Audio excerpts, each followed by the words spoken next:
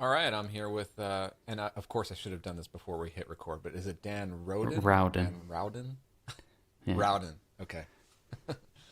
Um, Dan, great to connect with you. As I said, I've been following your work for at least most of the last year, I think. You're one of these folks who is not only building in public, but building a lot of different interesting Yeah. things. And so I think maybe in the next chat here we're going to talk about working on multiple things versus focusing on one.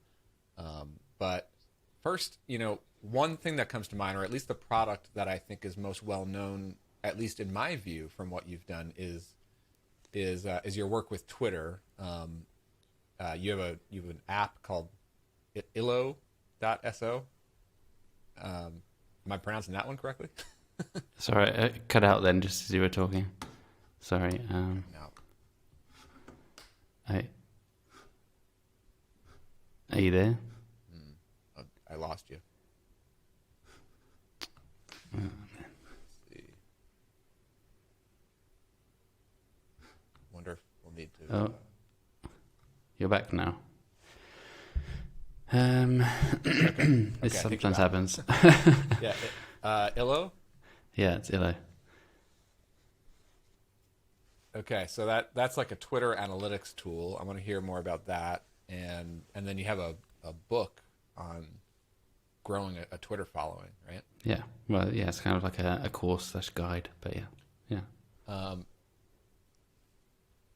yeah, very cool. So, I mean, I'd say Twitter is my go-to social network of choice.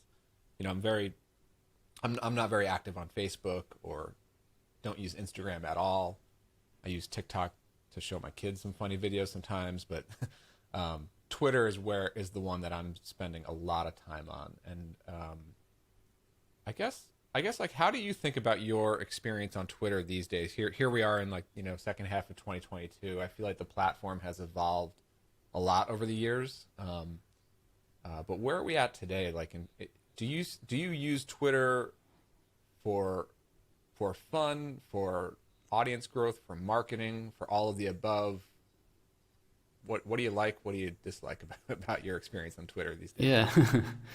Yeah. So I joined Twitter like very early on in 2006. So I've seen it grow from basically nothing to where it is today.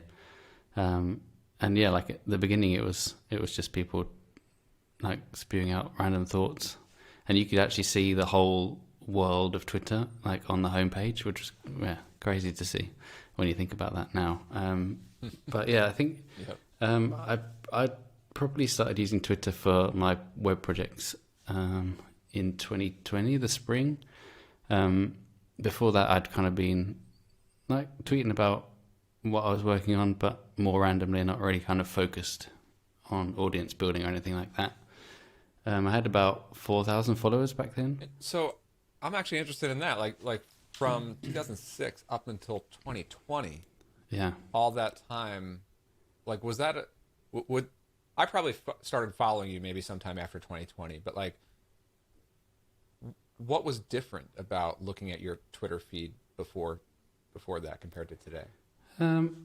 Yeah, I was just kind of more of a casual user. I wasn't on it as much as I have been the last 2 years because I've been on it like every day, like for inspiration and Okay. talking to people and making connections and obviously like marketing my products and building things. But before then, yeah, I would go on it maybe a few times a week, tweet what I was working on. If I was building something cool, I would share it. There's a lot of also like personal stuff, like where I was or if I was doing something fun.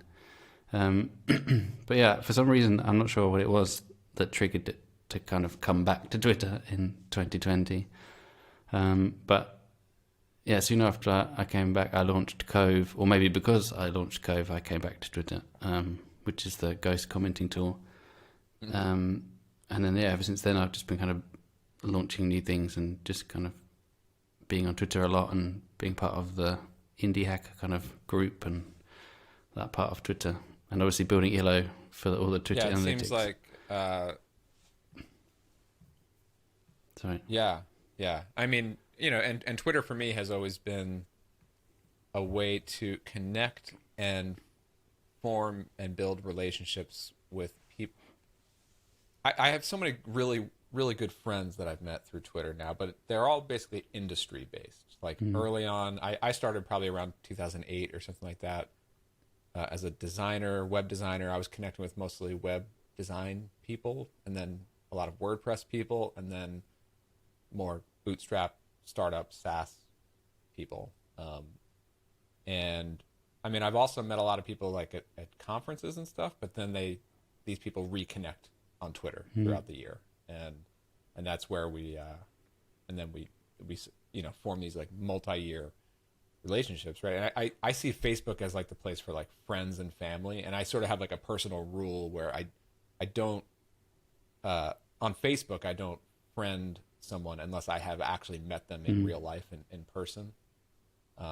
Whereas and like Facebook is where I might post photos of like my kids and stuff like that I'm doing in my personal life, but in Twitter, I it's obviously much more open, and so I don't share as much about my personal life, but I do develop really good friendships on Twitter. I think, especially in this, I think our industry is really cool and really unique in that way. That like I don't know too many other industries that just share so much about what we're working on and find it so interesting to peek into what other people are working on. I don't see like accountants or like real estate agents doing that. Yeah, and it's interesting you mentioned like relationships. I mean, maybe they're doing it at these like boring conferences or something. But, yeah, maybe not on Twitter. Yeah. But yeah, since 2020 is when I've kind of made those connections, and what you were talking about, like industry people and making kind of friends on Twitter. Before that, it wasn't really that kind of experience. But ever since then, obviously, now I've gone from 4,000 to 40,000 followers because of all the work that I was sharing and the connections I was making, without really even trying to build an audience, because that's not what I was on Twitter for. But it just kind of exploded, although it was kind of very gradual. And it's interesting. Yeah. Now I've been off Twitter a bit for the last week. That. I mean, sorry, I think that's like a crazy delay on the call. Just taking a mental break from it. Well, you were sick a little bit, but So I was taking a break, and it's interesting to kind of step away for a week for the first time in over 2 years. But I mean, I just came back and it's the same as it was when I left. So yeah, it's an interesting little experiment. Yeah, there are so many times where I feel like I'm painfully addicted to the Twitter feed, and I want to take a break, and then I don't for whatever reason. Yeah. I want to ask about the growth in following, and I think it sounds like you would agree that like, the tactics and, what really starts to annoy me today are all the growth hacks and tactics that we see on Twitter feeds. And this was not there in the earlier years of Twitter, but it's definitely something that's come about in the last like year or 2 years, where it's like threads are very formulaic and basically like list posts, but in tweet form. And there's also a lot more negativity and maybe like showboating and other things like that on Twitter that wasn't really around earlier, but people still are able to grow high quality follower and audience counts by being authentic and honest, like being constructive, being positive. Can you talk a bit about that? Like what do you think actually worked really well for you? Because that's what I see from you, like in following you on Twitter, and you are one of these people who's been able to grow a really large audience while keeping it kind of quality and positive. So what do you think sort of clicked for you in terms of the audience growth? So I didn't have a goal to grow the audience this big, so it's kind of a bit of a shock to me that it's got this large. I didn't have any tricks, or like I wasn't planning to do anything. I was just sharing what I was building and like interacting with people, doing the same thing basically, and it's just kind of snowballed. Once I hit 10,000 followers, the rate of new followers is kind of very steady and constant. it seems to be there's a certain point in most accounts that once you hit a certain level, maybe you're shown to more users, or you get like, I don't know, like pushed by Twitter in front of more people. Because I can get 60 followers on a day that I don't even tweet. Like, where do those people come from? Like, what are they seeing that make them follow me? But yeah, like tactics wise, I think today you could summarize like growth on Twitter to just write more threads. Like, if you write more threads, you'll get more followers, which is a bit like cynical and a bit kind of depressing. But that seems to be, if you had to do one growth hack, that's the one to do. And threads isn't something that I've personally done or like aim to do. I'm more about sharing my work or the cool things I've seen on the internet. But yeah, I think you mentioned that with threads, it's interesting. Okay, you can go. Sorry, go on. Yeah, there's like a delay here. Yeah, there is. I can't remember what I was going to say now. Well, I wanted to ask about threads because this came up for me yesterday.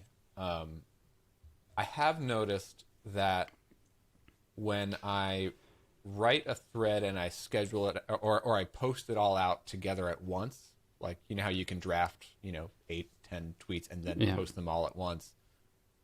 Those, just generally speaking, there are exceptions, but generally those don't get as much engagement than like single tweets that just have a really interesting idea that's easy to get, easy to share, easy to like.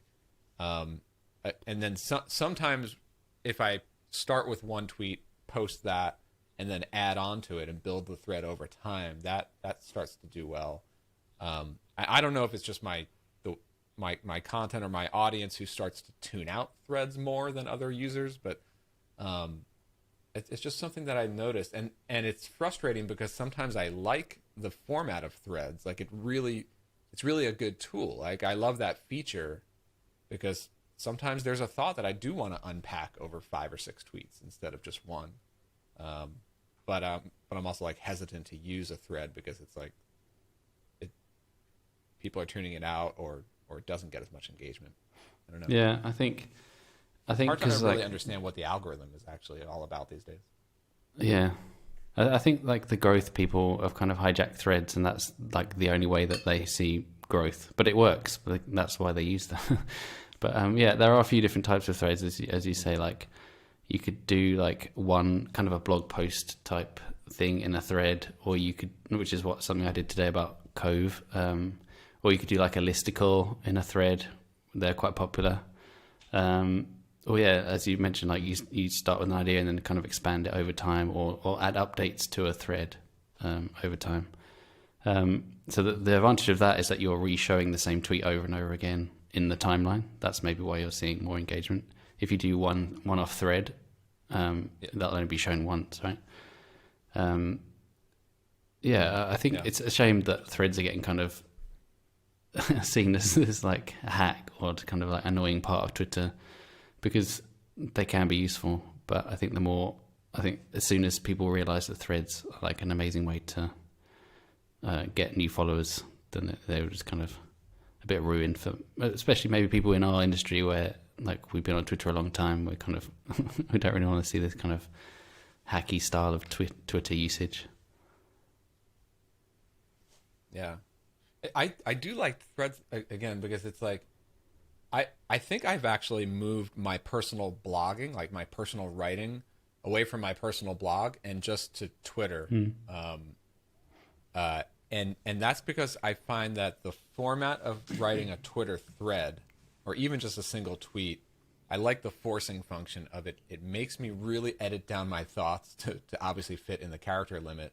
But then in a thread, I have to make each tweet a single idea that's, and it's a really good editing, feature to like make me really like try to focus the concept, make it easy to digest, and that's just good writing in general. So I just like that better than like having like a blank page on my blog where I can just keep writing, words and paragraphs, and it goes on forever.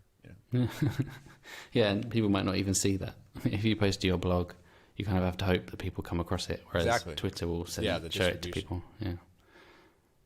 Yeah. how do you think about like choosing what to put out on Twitter? Like, do most of your ideas for tweets, do they come like spur of the moment, like this is interesting, or I have a comment to say about this, or do you do any pre-planning, or just choosing like certain topics to focus on and other ones just stay away from? Yeah, I typically tweet when I have an idea to tweet, or I'll write it down in Illo and I'll just save it as a draft and save it for another time, kind of thing. If maybe I'm out of the shops or something and I think of something, or if I'm driving, like obviously I can't tweet then, so I'll just note it down as soon as I can. I don't schedule tweets. I like to post it and then be around if people have comments or like feedback. I like to be around for like the next half an hour or something. So I tweet a lot when I'm at my desk working. Mm-hmm. And yeah, for topics, I do just stick around what I'm working on or anything related to the work I'm doing. So like Twitter or Ghost or tech or other founders, that kind of thing. It's good to have like a specific focus, definitely. Like I like football, like soccer, and running and other things, books and things. I tweet about books sometimes, but like there's a lot of stuff that I would want to tweet about, but it just wouldn't make any sense to my following now that it's so big and it's definitely focused on a certain like idea. There's just no point in tweeting about that. Interesting. I feel like my Twitter following and just following in general has like, and we'll talk about this in the other chat about working on multiple projects over your career. Like, I went through all these different phases, and my audience has reflected that. Okay. So now, whatever audience that I have, I feel like is fragmented. You know, like at the very beginning, it was almost all about like music. I was getting like a lot of musicians and producers, and because that's who I was connecting with back in like 2008, 2009, and then web designers, and then a lot of WordPress people, and then there was a whole stretch there where I was talking about productized services. So I got a lot of freelancers and consultants interested in productized services, and then in the last few years, I'm more into software and SaaS and startups. So I'm in this like bootstrapper indie hacker community. So it's like, it's just a mix, and it's unfortunate. It's like, on the one hand, it's like, well, that's just naturally what happened with me, and my interests have shifted, and what I'm involved in has shifted. So obviously, what I tweet has shifted, but it definitely has resulted in like, I think I get less engagement because a lot of the stuff just doesn't apply to the people who are interested in what I was into 5 or 6 years ago. You know, Yeah. I think it's a strange dynamic that happens online. You know. Yeah, and I think I was facing the same kind of thing like 2 years ago when I came back to Twitter, because again I'd been posting about random stuff for the last 14 years. But I think now, because of the growth, like the large chunk of my followers now only know me as like a indie hacker dev person, whereas the first 14 years it was a huge mix of different people. So now it kind of outweighs it. But yeah, I totally get what you're saying, because that was definitely what it was like 2 summers ago. Yeah. So, I mean, again, I still want to try to understand the growth that you've had. I mean, can you point to any points from like 2020, 2021, like where sort of events or spikes or milestones that seem to like accelerate? Yeah. So in like April, May time in 2020 was when I launched Cove, and then I launched Gloat, and then I launched a theme business, and then by the end of July I was launching Illo. So like there was a very condensed part, like so it was like few months. Launching a lot of products. Yeah, that's like a lot of activity. Yeah. So when I came to launch Illo, I'd already amassed, I don't know, maybe 1,000 extra followers, and they were like highly engaged in the tech indie stuff that I'd been building. So then when I launched Illo, I think that got a lot of traction, and then that kind of kickstarted a bit. And then I hit 10,000 followers, I think, maybe in January. So all that time I was still building and sharing, and people were finding me. And then I had a viral tweet, I think in March 2021. I think it's still my like best ever tweet for impressions, which was It was just saying that my side project revenue was higher than my salary, basically. And for some reason that took off and got a huge reception, and that kickstarted. Then from then it's been very steady, and like the new followers that come every day is like incredibly steady if you look at my like Hello charts. And then in the summer I quit my job, so that was another kind of moment where I got a lot of retweets and a lot of impressions on my tweet. So I announced I was leaving my job for my side projects and kind of making that transition. But other than that, I don't think there's been... Nice. So there's like 3 kind of major things that I remember. But yeah, the rest of it is just showing up every day and just sharing what I'm working on or commenting on other things. Yeah. Is there a consistency thing that you think helps, like just having something new to tweet at least once every day? Yeah, I think like tweet every day is my like Twitter mantra, or if I was to sum up Twitter usage, that would be it. Tweet every day. I mean, it doesn't matter if it's you tweeting out an idea or if it's just replying to someone, joining the conversation, or retweeting someone else's tweet with like a clever response or something to add, or even like a different opinion. Just kind of being there every day, being in front of people, showing who you are as a person, showing who you are, what you do, what your thoughts are like. That's how you get a following online. Doesn't matter what platform it is, but yeah, just kind of doing that consistently over time.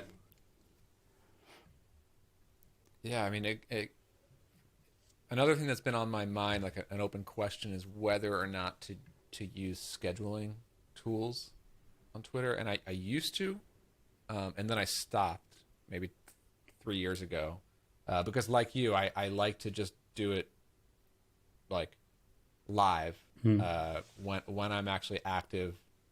And a lot of times I really care about the tweet that I push out has to reflect my current mood, right. Like like I have to be ready to either field replies or be able to like back up this stance that I'm tweeting about, whatever it might be. And I remember in the past I would schedule things in advance, maybe 5, 6, 7 days before it actually goes out, and I'm in a totally different state of mind by the time it goes out. And then there's also like the risk of like, I don't know, some big world event happening, and then you have a scheduled tweet. Right. Yeah. Maybe not the right tone for the moment, right? Yeah. So but like at the same time, like now I'm questioning that again, because I'm so busy doing work every day. I check Twitter a lot throughout the day, but I don't have as much creative energy to really think about ideas that I think are worth tweeting about. I'd rather spend that time working on my product. So, it would be nice to like batch and spend a few hours on Monday and line up some tweets for the week or something like that. But I'm kind of on the fence about that. I don't know. Yeah. What I can say from my experience is just that I have the same thing. When you schedule things, you're likely to kind of mess up at some point because you're not in control of like it was past me who posted that, and today's me might not want that to go out. And yeah, I think it's a good idea to sit down and write tweets, and it's a good idea to like throughout the week, if you have an idea for a tweet, capture it, and maybe not post it straight away, but just capture it, and then eventually you'll grow a list of like drafts, right? You can maybe rewrite a draft a few times before you post it, or maybe you can expand one draft into 3 or 4 different tweets. That's the way I typically have found that it works best for me. Sometimes I'll write a tweet and I'll just send it straight away. But yeah, like I like sitting on tweets as well, especially if it's like one of those like thought tweets, or kind of not necessarily what I'm doing, but like how I've realized something. I'll capture like the first way that I've thought about it, but then maybe in 2 days' time I'll be like, oh, and then I have a slightly different way of thinking about it, and I'll rewrite the tweet, or maybe it expands into more than one. But I think saving drafts a lot and then just manually posting them is maybe the best combination of kind of storing ideas as well as being in control of the posting. And that's how I've built the writer tool into Illo. Yeah. It kind of matches that workflow. It's very quick to capture things, and it stores them all, and then you can kind of expand them later. I like that. I think I got to use Illo more because you're right. Like I like that idea of like kind of spending a couple hours like writing ideas, maybe once a week or so, and then it's a quick task every day to just send it out or do a final edit and then send it out. That's pretty cool. Actually, one of those like thought tweets, and this was one, and I think this can speak to a lot of like the tone of Twitter lately, in the last couple of years. That I don't know about you, but it's been getting to me, and it's been this thought that I've been wanting to tweet, and I've been thinking about this for months. I actually ended up finally forming it into a single tweet and getting it out this morning. But it's this idea of, and I think we see this a lot in, I'd say the indie hacker community, but maybe more so in like there's different segments of this software startup community, right? There are some that might call themselves indie hackers, very much about like making and shipping kind of micro SaaS products, and then there's other ones that are like broader SaaS, and so there's just this tone that I see in a lot of my Twitter feed that I follow other founders and other people in this industry, where how do I explain it? It's like I think everyone means well, everyone's trying to be helpful and supportive of folks, but then there's also this performative aspect of trying to be the one with the best wisdom for startups and founders and how to be successful, right? And a lot of that wisdom takes the form of this is the way to do something. This is the correct way to do something, or you're not going to be successful if you do it this way or that way, or I'm seeing lots of founders making this mistake. Don't do that, right? And when I see and I think the people who write that stuff, and I'm sure I've been guilty of it myself, like they mean well, and it's probably pretty sound advice overall. But I think what ends up happening when it's distributed on something like Twitter is that people read these and then they immediately go to, does that apply to me? Is that person even speaking to me? Am I doing things wrong? Now I'm second guessing myself. And so it has like the opposite effect. It's not actually helping, right? And I find that it's much more constructive. And this is what I love about the build in public hashtag, right? It's much more constructive to just say like, look, this is what I'm building. I think it actually worked pretty well for me. I think it's pretty cool.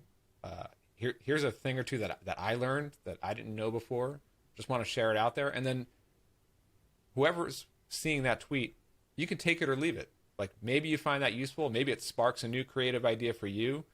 Maybe it doesn't at all, but it's not going to make you feel like you're making a mistake or you're in the camp of doing things wrong. Or I don't know if that makes any sense, but it's just been a tone thing that I think has added a lot of like negativity and debate and stuff on Twitter. That's just kind of makes me enjoy my time on Twitter a lot less. Yeah. Well, I'm sure See any of that in your feed? Yeah, and I'm sure I've written some tweets which are like just kind of like it comes out as like a plain like fact, when it's just kind of my experience. But I think people who write those are either looking for people to engage with the tweet. Maybe it's like a bit tongue in cheek, so it's kind of a bit like a joke, like it's a bit over the top, so it should be funny, or like yeah, I think you do have to be careful with Twitter with the tone, because it's not a video and it's literally just like a few words that anyone reading based with like using their circumstance and opinions could read it a completely different way from someone else. But yeah, I think I don't see a lot of that on my timeline, or maybe I do and I just kind of ignore it. But I think, as proven from my account, is if you share stuff, or if you show your learnings, or just kind of be more soft with your approach of like what you write about on Twitter, you can still grow a big audience and get kind of engaged people. Yeah, looking at what you're building and what you're writing about and how you're thinking about things.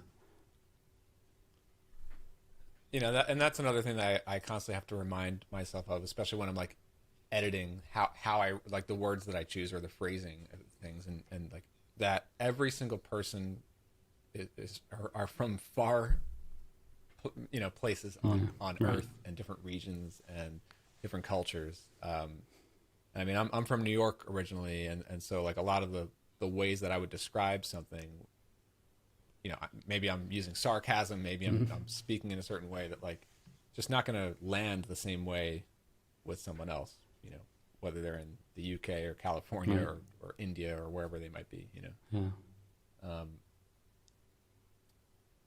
It's really interesting, but at the end of the day, I still feel like super lucky that like we get to connect with folks like in this way, and that we are so connected on something like Twitter. It's really been like opening and end of the day, like much more expanding for this industry, I think. Yeah. And like you said at the beginning, Twitter is definitely like the one network or tool that I'm on. I don't go on Facebook. I don't really go on TikTok either, and Instagram. I left when I came back on Twitter basically 2 years ago. I just think as an all-round kind of personal business development inspiration tool, like I don't think there's anything better than Twitter.